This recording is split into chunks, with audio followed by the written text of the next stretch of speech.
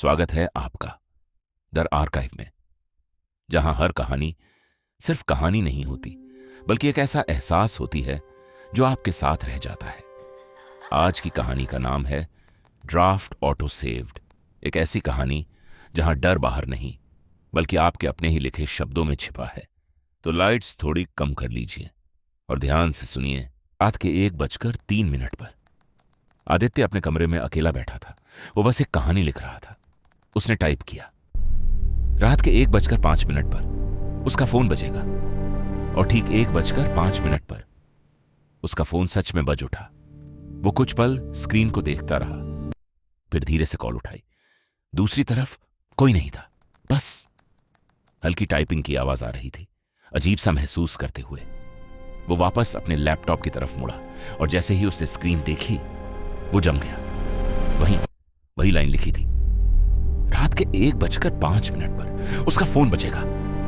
लेकिन इस बार वो उसने नहीं लिखी थी। कर्सर अपने आप हिलने लगा और नई लाइन टाइप होने लगी। अब उसे समझ आएगा कि वो जो लिख रहा है वही उसके साथ हो रहा है।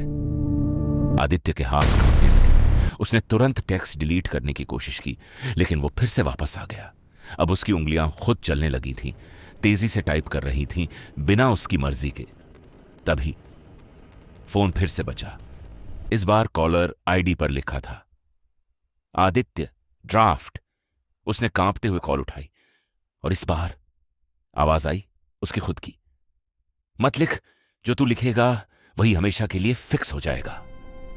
आदित्य का दिल जोर से धड़कने लगा। उसने तुरंत स्क्रीन की तरफ देखा। स्क्रीन खाली थी। मतलब अब जो वो लिखेगा वही एंडिंग बनेगी।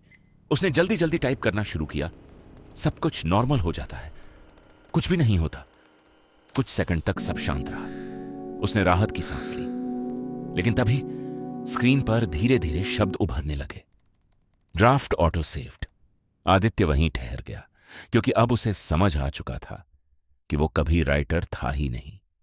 वो बस उस कहानी का एक हिस्सा था जिसकी एंडिंग पहले से लिखी जा चुकी थी, और उसने जो कुछ भी किया वो उस एंडिंग को बदलने के लिए नहीं बल्कि उसे पूरा करने के लिए था। यानी उसने कहानी खत्म नहीं की, कहानी ने उसे खत्म कर दिया।